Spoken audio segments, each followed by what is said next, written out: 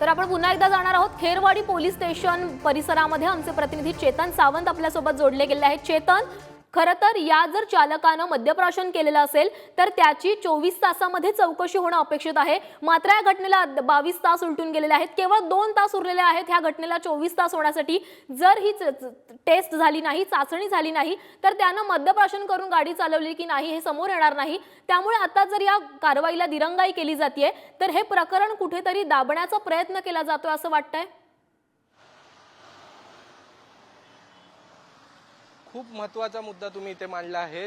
आपण पाहिलं असेल ज्यावेळी अपघात होतो त्यावेळी जे वाहन चालक असतात त्यांची प्राथमिक ही आरोग्य तपासणी केली जाते, त्यांची मेडिकल केली जाते आणि त्यातून निष्पन्न होतं की त्या व्यक्तींनी ड्रिंक केली आहे का, आणि जर ती ड्रिंक केली असेल म्हणजे त्यांच्या बॉडीमध्ये अल्कोहोलचं प्रमाण किती आहे ह्याचं एक प्रमाणपत्र दिलं जातं, ह्याचा एक रिपोर्ट दिला जातो आणि त्या अनुषंगाने त्या आरोपीच्या विरोधात जे गुन्हे असतात त्या गुन्ह्यांमध्ये देखील वाढ होते आणि ते गुन्हे असतात त्याच्यामध्ये हिट अँड रन जसा प्रकार असेल अशा असंख्य गुन्हे आहेत ते दाखल केले जातात, ती कलमं वाढवली जातात। एकंदरीतच जर आपण हा जो प्रकार पाहिला तर ह्याच्यामध्ये त्या अनुषंगाने जर आपण विचार करायला गेलो तर 24 तासानंतर मेडिकल केल्याने अल्कोहोलचं प्रमाण आहे हे सिद्ध होत नाही, म्हणजे त्या व्यक्तीच्या बॉडीमध्ये अल्कोहोल आहे की नाही, त्यांनी दारू पिऊन गाडी चालवत होता का हे सिद्ध होत नाही। त्यामुळे जर 24 तासाच्या आत त्या आरोपीला अटक झाली आणि त्याची मेडिकल झाली तर नक्कीच ही गोष्ट सिद्ध होईल की ती व्यक्ती ड्रिंक केलेली होती का, ड्रिंक अँड ड्राईव्ह करत होती का, त्याचप्रमाणे त्याच्या बॉडीमध्ये अल्कोहोलचं प्रमाण किती होतं हे सिद्ध होईल। मात्र त्यासाठी या आरोपीला 24 तासाच्या आत अटक केली पाहिजे। जर 24 तासानंतर अटक केली तर मेडिकल केली जाऊ शकते, मात्र त्या मेडिकलमधून काही सिद्ध होणार नाही हे देखील तितकंच खरं आहे।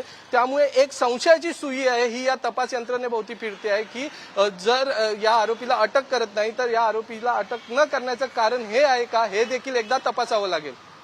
चेतन, धन्यवाद तुम्ही साधलेल्या संवादाबाबत। तर आपण पुन्हा एकदा जाणार आहोत धनंजय दळवी यांच्याकडे आपण जाणार आहोत। धनंजय, तुम्ही स्वतः सांगितलं की तुमच्यासोबत नेमकी काय घटना घडली। एक कलानगर सारख्या उच्चभ्रू अशा परिसरामध्ये हा संपूर्ण अपघात घडला।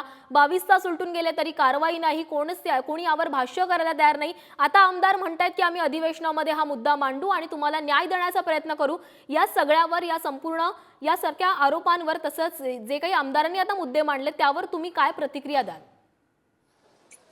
बघा, खरं बघायला गेलं तर ही घटना घडली ही चुकीचीच घडलेली आहे, कारण की ज्या प्रकारे ते गाडीनी उडवून एखाद्या व्यक्तीला पळून गेलेले आहे। आज मी पत्रकार आहे म्हणून आमदार असतील किंवा इतर सगळी मंडळी माझ्यासोबत उभी आहेत, मात्र अशा अनेक घटना ज्या आहेत त्या सर्वसामान्य बरोबर घडत असतात, त्यांचं काय हा सगळ्यात मोठा प्रश्न या ठिकाणी उपस्थित होता। आज जर पाहिलं तर माझा हाताचा संपूर्ण भाग जो आहे डाव्या हाताचा हा दुखतोय, ज्या ठिकाणी छातीच्या जवळ मार लागलाय तो संपूर्ण मुक्का मार लागलेला आहे, तो इथे मला त्रास देतो, त्याच्या वेदना मला ज्या आहेत त्या होत आहेत। असं असताना हे सगळी जे आहे ते आमदार असतील किंवा इतर मंडळी जे असतील ते हा विषय उचलतील।